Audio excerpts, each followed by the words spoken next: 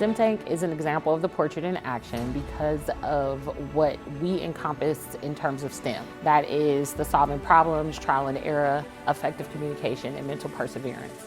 We present our students with a real-world problem. They take this problem through creative problem solving and they work in teams to solve it. How many times do we, as adults or citizens, take a test?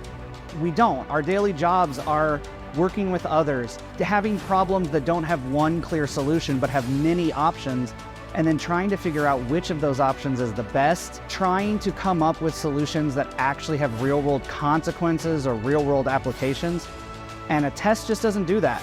I really like the experience that we have because of all the fun activities that we do and also the big projects that we do. I really like going here. It's just a really fun school to go to. I feel like I fit in more, I guess, than I did at my last school. I guess you could say that there's more nerds at this school. One of the big things about it is their learning isn't as disconnected to the real world. With STEM Tank, they are solving real world problems. We kind of revamped STEM here. So yes, it's still science, technology, engineering, and math, but we are piloting solving problems, trial and error, effective communication, and mental perseverance.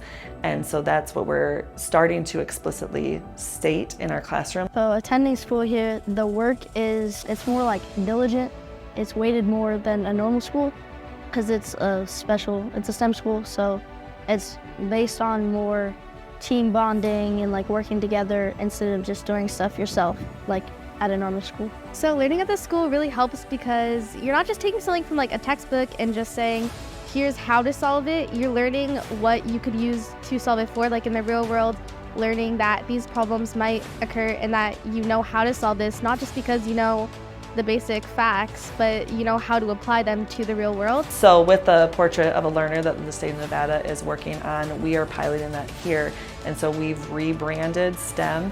Instead of science, technology, engineering, and math, which it still is, we have said S for solving problems, T for trial and error, E for effective communication, and M for mental perseverance.